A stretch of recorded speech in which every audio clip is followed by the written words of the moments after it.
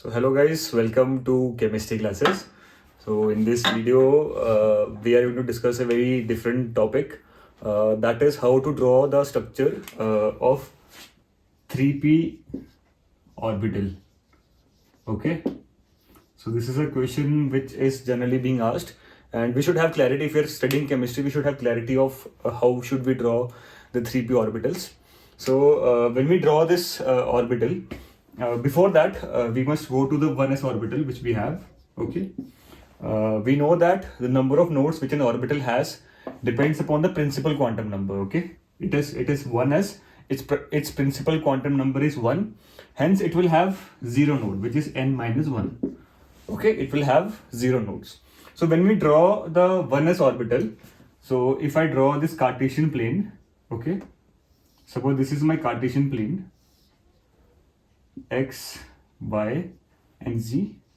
Okay, so if I am asked to draw the 1s orbital, and suppose this is the nucleus, I'll draw it like this.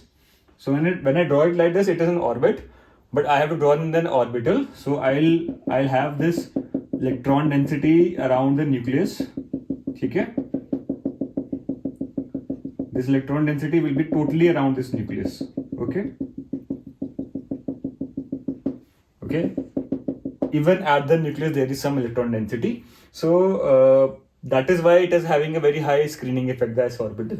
Okay, and similarly, if we draw the 2p orbital, it is easier, and we consider that we draw the 2p y orbital in the same Cartesian plane.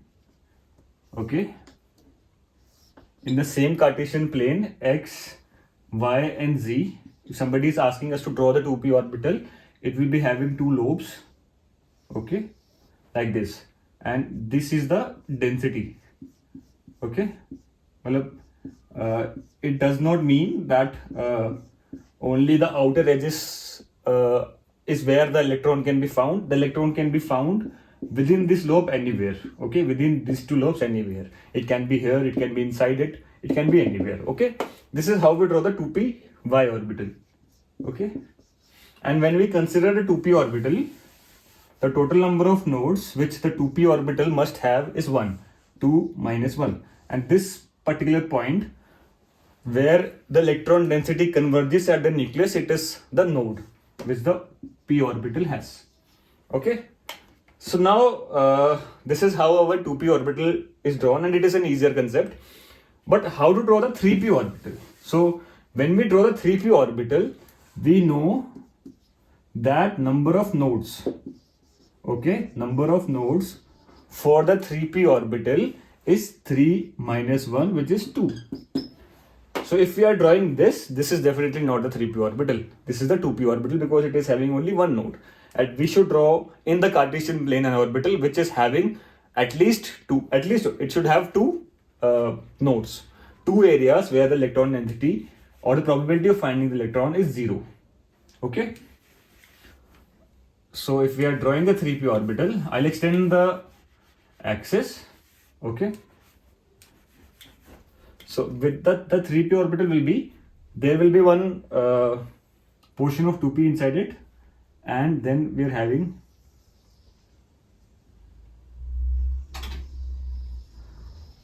okay, and let me make it like an orbital and not like an orbit. Okay, it should be an orbital and not an orbit.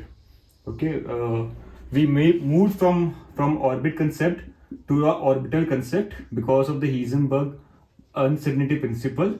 So what we are saying is that this area which I am darkening up, it is a space where which we can find the electron. Okay, the electron is not concise to just one particular direction. It is a orbital. It is a space. We are not fixing its position. Okay, so that we can at least know its momentum. So we can either know the position or the momentum with proper certainty. We cannot know both with proper certainty. Okay, there will always be some uncertainty if we are trying to locate both. So this is how you will draw. This is how you will draw the 3p y orbital. So you see 3p, it should have two nodes. One is a center one node, where all the electron density is converging, and this is the another node.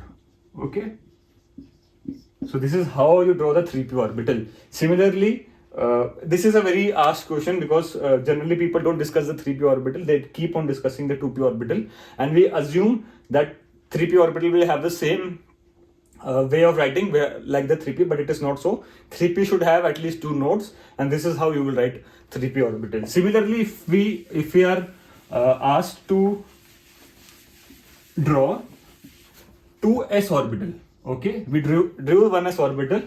So similarly, if we draw the 2s orbital, so 2s orbital mein number of nodes will be 1. Okay, 2 minus 1, the principal quantum number minus 1, total number of nodes. So for that, x, y, z, so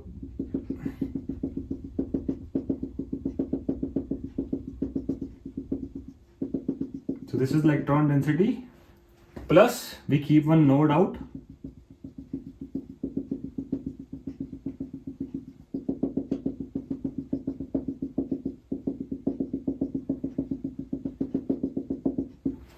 okay, so we keep one node out. So this is the 2s orbital. This is how we draw the 2s orbital. This is the node. Okay, and supposedly if you're asked to draw 2s and 2p together, okay, 2s and 2p together, remember that since they have the same principal quantum number, they should have the same r. Okay, they should have the same r, and hence their energy relating to the internuclear distance should be same. So if we are asked to draw the 2p orbital within this, so if I use a different Cartesian plane, it would be different. But if I draw in the same Cartesian plane, so what I have to do is that this is 2p, and then I have to fix, keep one thing, because since they have the same principal quantum number, they have the same r. Okay, the same internuclear distance. So our orbital, if you look carefully, it will be difficult for me to draw. It will be confusing for you, but how you draw is more important. That when you draw this orbital, okay, it should be dotted because it is electron density. I'm not drawing it dotted, so to differentiate it. Okay, this is how you'll draw. The r, the radius, will converge with the radius of 2s. Okay, this is how you will draw. Okay, if you're asked to draw 2p and 2s together, this is how you will draw the 2p and 2s orbital together.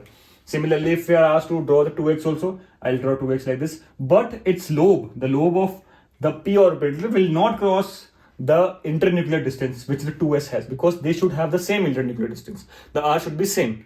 Okay, distance from the nucleus should be same of that orbitals.